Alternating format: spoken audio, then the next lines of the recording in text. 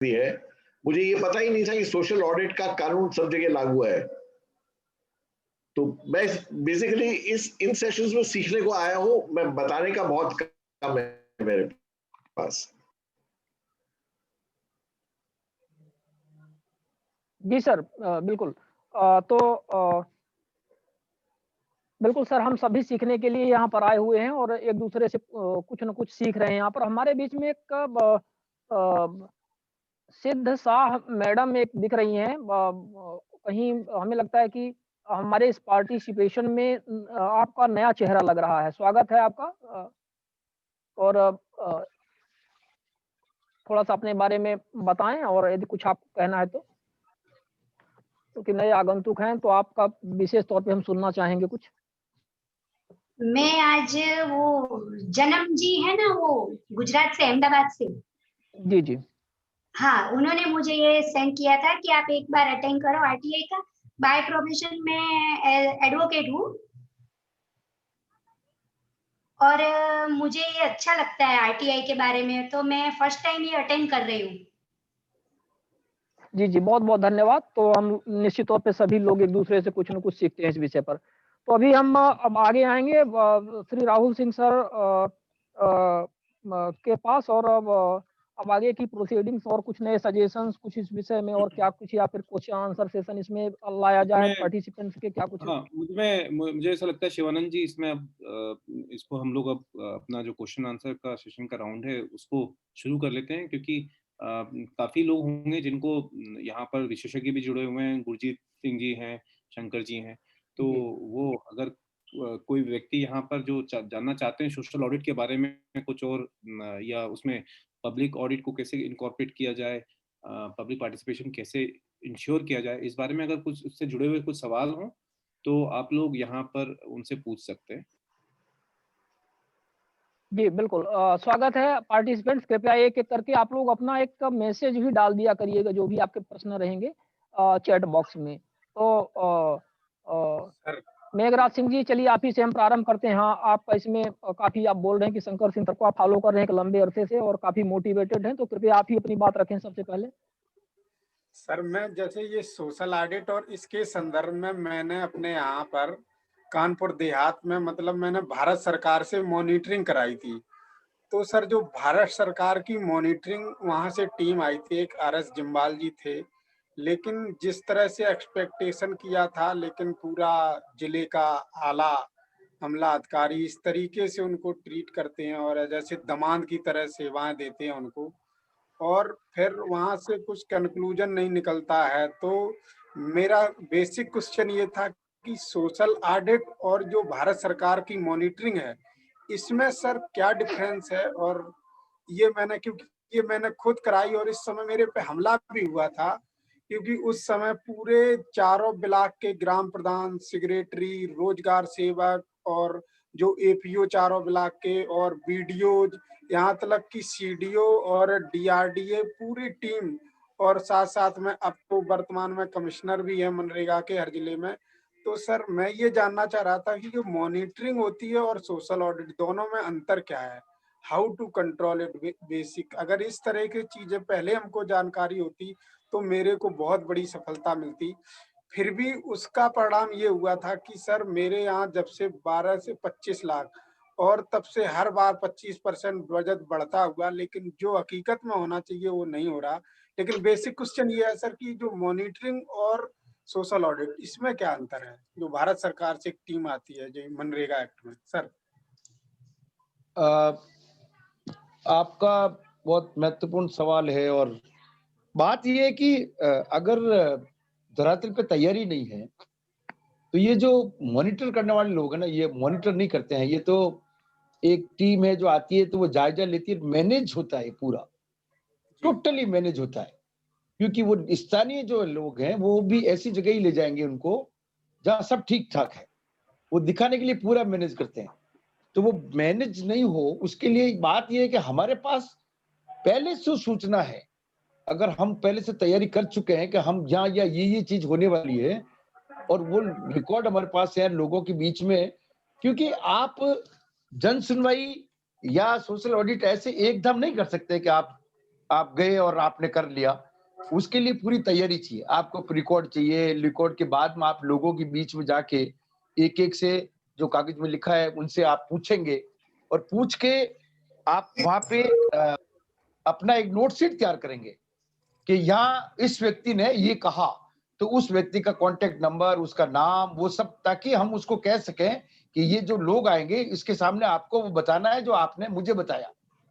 तो वो उस किस्म की तैयारी नहीं होगी, तो मॉनिटर करने वाले मैनेज कर जाते हैं, सरकारी गाड़ियाँ आएगी, सरकारी अधिकारी साथ रहेंगे, वो जो असली में जिसको बोलना है वो तो पीछे छूट जाएगा, किसी की बात सामने कुछ नहीं आएगा।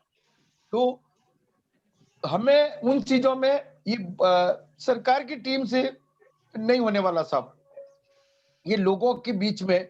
तो इसलिए अगर हम ढंग से वो कर रहे हैं तो लोग सोशल ऑडिट में, सोशल मतलब सामाजिक जो लोग हैं वो लोग हों और उनके पास पूरी जानकारी हो, और उसके बाद उनका एक ग्राफ, एक चित्र, एक मतलब एक दस्तावेज बन जाए हमारे पास कि इस चीज में ये 4 लोग ये बोलेंगे। तो वो हमें ध्यान रहना चाहिए कि कौन से 4 हैं जिनसे हमारी बात हुई है, जिन्होंने ये मुझे कहा था, ये जानकारी इन्होंने दी, कागज में ये है, मौके पे वो नहीं है। वो चारों लोग या 4 या 5 जो भी है, उनके सामने वो बोले, तब तो मजेदार है। बाकी तो मैनेज हो जाता है, पूरा मैनेज होता है। सर बिल्कुल सर, एक्चुअली जो अभी अब मेरे सामने फोटो देख रहे होंगे, ये मेरे यहाँ का तालाब है, और उस दिन मॉनिटरिंग आई, पूरे खम्भे तार सब कुछ आ गया रात में, रातों रात। और लेकिन सर पता नहीं उन्होंने रिपोर्टों में क्या लगा करके, हकीकत में कुछ नहीं हुआ। और मैं सर एक फोटो दिखा रहा हूँ, ये आप बिल्डिंग देख रहे होंगे कि ये तालाब में कट गई है। और जब मैं 96 में स्कूल में पढ़ता था, आज मैं सर इसी सेशन को, इसको लाइव दिखाने के लिए मैं दिल्ली से यहाँ आया हूँ। तो मैं 96 में इस स्कूल में पढ़ता था और बड़ी खुशी हो रही थी कि ये लेंटर हमको मिलेगा, इसमें बैठने को मिलेगा। बच्चा था, छोटा था, लेकिन दुर्भाग्यवश 96 से अब तक और ये इस तरह की बिल्डिंग करी हुई है। और ये परिषदीय विद्यालय है, और इसकी बड़ी मुश्किल से मैंने बाउंड्री भी बनवाई, और वो भी भूमाफियाओं के लिए छोड़ दी, और फर्जी आख्याएं, फर्जी। और यहाँ तक कि मनरेगा में जेसीबी ट्रैक्टर यूज नहीं होना चाहिए। आज मैं शाम को उन खेतों पर भी जाकर के लाइव चलाऊंगा। तो ये सर स्थिति है। और यहाँ तक कि ये आप देख रहे हैं, ये रास्ता ये पूर्ण दिखा रही है। मैं कल ही आयोग में 8 तारीख को मेरी सुनवाई लगी थी, उसमें ये रास्ता आगे पूर्ण दिखा रही है, और मेरे को अभिलेख दिए, और वो अभिलेख भी। तो ये स्थितियां हैं, इनको कैसे बड़ा सर क्या बताऊं। और फर्जी कार्रवाइयां, मुकदमे बनाने की, ये दबाव बनाने के लिए ये सब चलता है सर। ये मैं दिखा दूं कि सर ये जो रास्ता है, इसमें इन्होंने ये हमको लिख के दिया कि ये रास्ता भी बन गई मुन्नी लाल के दरवाजे से श्री कृष्ण के दरवाजे तक। ये श्री कृष्ण के दरवाजे मेरे पिताजी का नाम है। और आगे सर ये देख रहे आगे, ये स्थिति है कि आजादी के 74 साल बाद ग्रामीणों को, और ये केवल इसी वजह से विकास नहीं कराए जा रहे। और जबकि हम इसमें हाई कोर्ट गए, हाई कोर्ट के डायरेक्शन से इधर तो अधूरी बन गई, लेकिन इन्होंने जानबूझ करके छोड़ी। इतना परेशान किया जाता है सर, क्या बताऊं इस तरह से कि। लेकिन आप लोगों को देख करके, आप लोगों को संघर्ष को देख करके मैंने बहुत कुछ यहाँ पर, यहाँ तक कि गांव में कोई सड़क नहीं बची है, सब कुछ बदला हुआ है। लेकिन मैं 2 चीजें ये नहीं कर पाया। जी सर। ये बहुत महत्वपूर्ण है जो आप जानकारी दे रहे हो, आप कागज भी बता रहे हो, मौके पे बात भी बता रहे हो। मेघराज जी, सबसे अहम सवाल यहाँ हो जाता है कि वो लोग, मतलब कई बार हम भावनात्मक रूप से, हमें बहुत बुरा लगता है कि ये ठीक नहीं है, और ये आपके वहां की बात नहीं है। हम जहाँ रहते हैं वहां भी आपको ऐसे ही मिल जाएंगे, वहां भी ठेके पे काम होते हैं, जेसीबी मशीनें चल जाती है, लेकिन रिकॉर्ड तो लोगों के नाम से तैयार किया जाता है। तो अब वही बात आती है कि जैसे झारखंड में गुरजीत जी कह रहे हैं कि हम तैयारी कर रहे हैं किस बात की, कि वहां लोगों का समूह संगठन तैयार हो। उनके बीच में जैसे ही ये ऑडिट आएंगे तो वो तगड़ा चीज चालू होता है, क्योंकि हम जब कोई बात उठाते हैं तो कई बार हम अकेले पड़ जाते हैं, और गांव में लोगों को लगता है ये तो ऐसा ही है, ये तो ऐसे, इसकी आदत यही है। इसका तो ये करता रहता है, अच्छा आदमी है, बढ़िया है, लेकिन ये कहीं भी गलत होता है तो इसको लिए करता रहता है। तो गलती में आप अकेले उसको ठीक करने में लगे रहेंगे, तब हमारी हार निश्चित है, क्योंकि वो लोगों को जोड़ना बहुत जरूरी है जो वहाँ लोग हैं, और वो नहीं जुड़ते हैं तो ये चीज हो नहीं पाती है। उस ढांचे में बाकी सब चीजें होगी, लेकिन लोग अगर बोलेंगे नहीं और लोग तैयार नहीं है उसके लिए, तो कोई तो हो जो कहने के लिए तैयार हो, और वो ही अपनी असली लड़ाई है। अगर उसके लिए हम लोगों को तैयार नहीं कर पाते हैं तो हम अकेले पड़ते हैं। और आपको मालूम है कि देश में सूचना के अधिकार का उपयोग करने वाले लोग, उनकी संख्या 100 से पार हो चुकी है, जिनको केवल इस बात से मारा गया कि उन्होंने कोई आरटीआई लगाई और उनको पता था मारने वाले को कि इसको मौत देना ज्यादा ठीक है, क्योंकि आरटीआई बाहर चली गई तो ये पता नहीं कितने लोगों को और मरवाएगी, तो इसी को मार दो जिसने आरटीआई लगाई है। तो आपको पता है, लेकिन जहाँ संगठन और समूह जहाँ काम करते हैं, ऐसा नहीं है कि हमारी मार पिटाई नहीं हुई है, हमारी भी होती है, लेकिन जहाँ समूह और उनके साथ वो लोग जुड़े हुए रहते हैं, उस पिटाई में और इस वाली में बहुत फर्क भी है। क्योंकि आप अकेले ना पड़ो, इसके लिए कम्युनिटी का साथ होना बहुत जरूरी है। इसलिए कम्युनिटी के बीच में पहले जानकारी, और कौन है जो फैसिलिटेट करेगा, जो उनको लोगों को जाके बताने का काम करेगा, आपके गांव का ही कोई होना चाहिए, उससे लोग जुड़ेंगे। लोग जुड़ जाए उसके बाद अगली कार्रवाई में ये सब आता है। तो चाहे कोई भी मॉनिटरिंग टीम आओ, कोई भी आओ, वो बोलेंगे तो उनकी ताकत में बहुत दम है। और बहुत तगड़ा उदाहरण है आप जो बता रहे हो, वो सही है कि ये सब हो रहा है।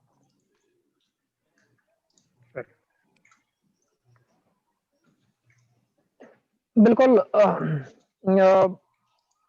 बहुत ही महत्वपूर्ण जानकारी सर, और समूह में ही रहकर काम करना बेहतर रहेगा। तो मेघराज सिंह जी, हम सबको कहीं न कहीं अपने-अपने स्टेट और डिस्ट्रिक्ट में इस तरह से समूह बनाना पड़ेगा, और समूह में रहकर संगठित होकर के काम करने से ही इसका फल मिलेगा, क्योंकि कहीं न कहीं इसका लाभ पूरे समूह को मिल रहा है। कोई एक व्यक्ति विशेष का नहीं है कि हम आरटीआई लगा दें, आप लगा दें, या हम अकेले सोशल ऑडिट कर लें और हमें उसका फ़ायदा मिल जाए। ये समाज के लिए है, तो समाज को जोड़ना बहुत आवश्यक है। सोशल ऑडिट में सोशल शब्द आता है, सीधा-सा मतलब है कि इसमें समाज की ज़रूरत है। तो अपन को ये सब प्रयास करते रहना पड़ेगा। हमारे बीच में और भी बहुत सारे पार्टिसिपेंट्स हैं, यदि आप लोगों के पास कोई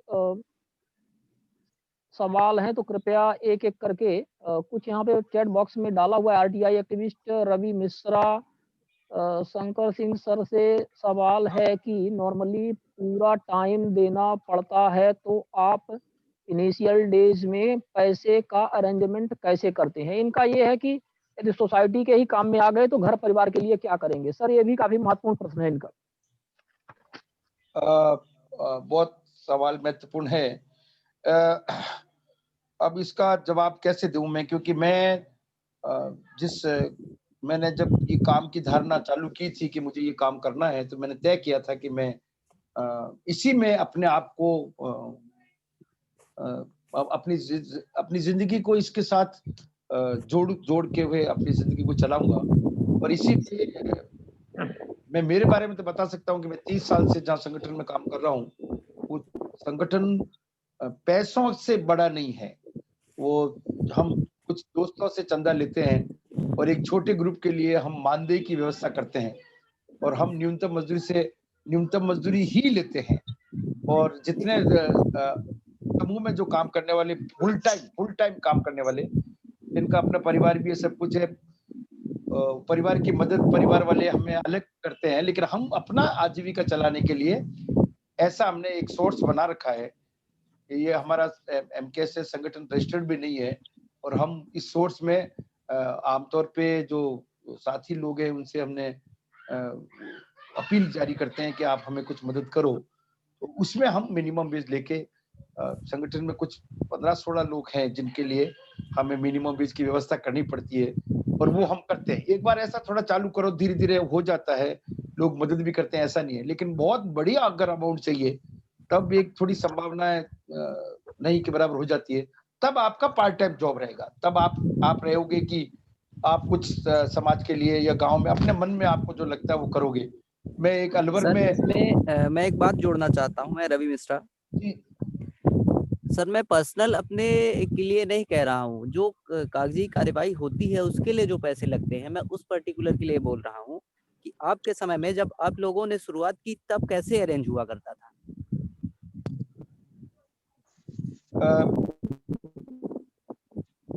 जब हमने चालू किया था तो इतना लंबा सोचा नहीं था। बात ये कि ऐसा नहीं था कि हम पूरा लंबा चौड़ा सोच के फिर हम अब चालू करेंगे। हमने चालू किया था और उसमें जो चीज सामने आती गई उसका समाधान के रास्ते भी निकलते गए। जैसे हमने तो लोगों से कुछ 2-3 दोस्त मिले जिन्होंने कहा आप ये काम करना चाह रहे हो तो आप करो, आपके लिए हम कुछ मानदेय की व्यवस्था करेंगे। और उसके बाद वो संख्या दोस्तों की बढ़ती गई। आप जैसे लोग जो इस तरह का काम करते हैं, मैं आपको एक उदाहरण बताता हूँ कि अलवर में, राजस्थान में अलवर में एक ग्रुप से मैं मिला, उनका युवाओं का टीम है पूरा, उनका ग्रुप का नाम है मिशन परिवर्तन। तो उन्होंने क्या किया कि सारे कोई फोटोकॉपी की दुकान करता है, कोई वकील है, कोई पढ़ाने का काम करता है, कोई छोटी सी दुकान है। और ये सब, ऐसा नहीं कह रहा हूँ कि भाई रोज इनको मजदूरी नहीं मिली तो इनका काम कैसे चलेगा, ठीक ठाक थोड़ा बहुत धंधा करके अपना घर गुजारा करते हैं। उन्होंने एक अपना टीम बनाया। उन्होंने कहा यार हम महीने का पहला संडे गांव के लिए देंगे, और वो लोग अपने साधन से, मोटरसाइकिल या जो भी, तो उनके शहर के आसपास के इर्द गिर्द के गांव में वहां जाते हैं और एक दिन गांव के लिए देते हैं। आज उनकी संख्या 500 के आसपास है और वो सब अपना अपना पॉकेट से थोड़ा थोड़ा लगा के करते रहते हैं। तो आइडिया तो निकल सकते हैं। और जिन लोगों के लिए बीच में आप काम करते हैं तो कहीं ना कहीं अगर उस समुदाय का काम का मामला है तो पहले समुदाय को इकट्ठा करके उनसे चर्चा भी करेंगे तो थोड़ी मदद वहां से मिल सकती है। ऐसा भी नहीं है कि बहुत बड़ी, लेकिन छोटी मदद, कागजी खर्चे की मदद मिल सकती है अगर वो उनको उपयोगी लगे। अगर वो लगे कि नहीं हमारे गांव में ये बात, ये कागज निकलवाना ये बहुत महत्वपूर्ण है, तो उतनी मदद वो कर सकते हैं। हमारे यहाँ भी हम जब लोगों से इस धरना आरटीआई का पूरा संघर्ष चला था इस सूचना का अधिकार के आंदोलन के दौरान, तो ये फंडेड नहीं था, ये लोगों की मदद से चला। हम कहीं कोई संस्था नहीं है, हम एनजीओ के प्रोजेक्ट के हिसाब से नहीं है।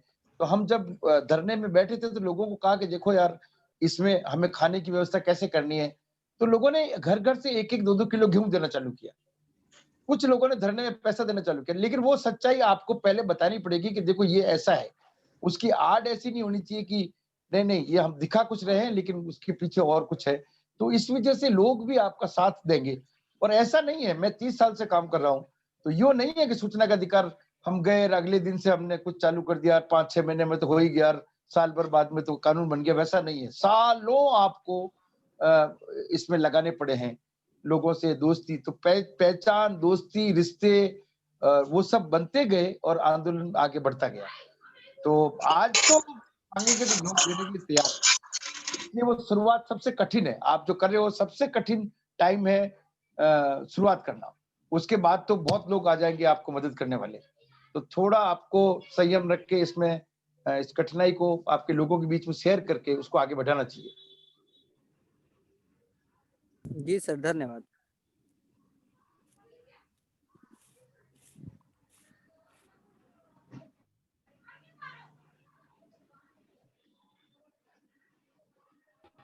सर आप म्यूटेड है sir, please unmute yourself.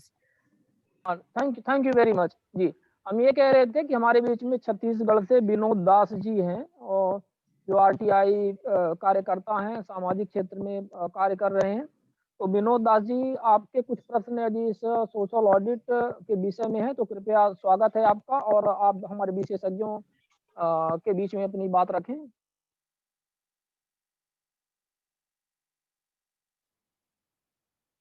Vinod Das ji सुन पा रहे हैं?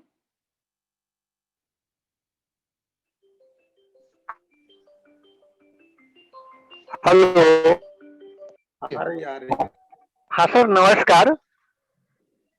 मैं छत्तीसगढ़ महासमुंद जिला से विनोद दास हूँ और मुझे ये सोशल ऑडिट से संबंधित ज्यादा जानकारी नहीं है, इसलिए मैं भी इस पूरे वेबिनार मीटिंग में सीखने के उद्देश्य से ही आया हूँ। और हम एक्चुअल क्या होता है, हम लोग कार्यालय से दस्तावेज वगैरह मंगा लेते हैं और उसके बाद में हम उस दस्तावेज के आधार पर ही कुछ करते हैं। तो अभी जब मैं ये वेबिनार मीटिंग में देख रहा हूँ तो हमको सोशल ऑडिट करवाना या अपने को वहाँ के पब्लिक लोगों को साथ में लेके चलना ये बहुत जरूरी है। मैं ये सीख रहा हूँ, तो मेरे अभी कोई सवाल नहीं है सर, मैं जानना चाहता हूँ बस। जी धन्यवाद। आपके सवाल नहीं है, लेकिन हम सब कहीं ना कहीं थोड़ा बहुत सीख ही रहे हैं। हमारे बीच में अक्षय गोस्वामी जी हैं। अक्षय गोस्वामी जी, आपने पिछली बार कुछ प्रश्न रेज किए थे और आपने कहा था सोशल ऑडिट के विषय में और कुछ जानकारी, तो कृपया आप अपनी बात रखें।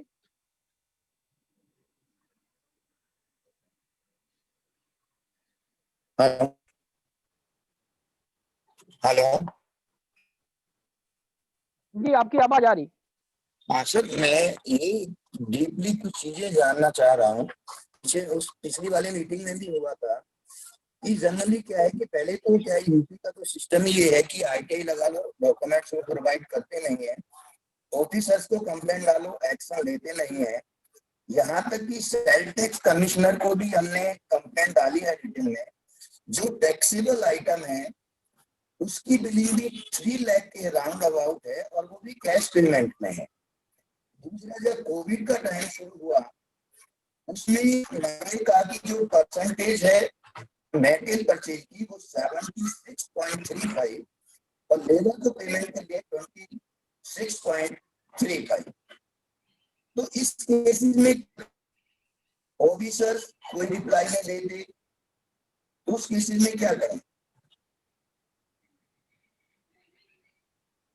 इसके अलावा जितने भी प्लांटेशन के लिए एक्सपेंसेस आते हैं, सिंगल मतलब किसी भी थ्रू आउट द विलेज कहीं कोई प्लांटेशन नहीं है और लेबर का जो मनरेगा के रिकॉर्ड में जो नाम है उसमें जो अकाउंट मेंशन है उस अकाउंट पे फंडिंग ही जा रहा है, किसी दूसरे अकाउंट पे फंडिंग जा रहा है। और उससे बढ़ के क्या है कि लोगों के नाम डाल दिए जाते हैं, उनके अकाउंट से कैश निकलवा के ग्राम प्रधान में से कलेक्ट कर लेते हैं। तो इस तरह की चीजों को कैसे हम लोग कंट्रोल करें, और आप हमें ये सजेस्ट करें कि ग्राउंड लेवल पे मेन क्या डॉक्यूमेंट्स जो हम नेट से निकाल सकें, उसके लिए आप हमें क्या सजेस्ट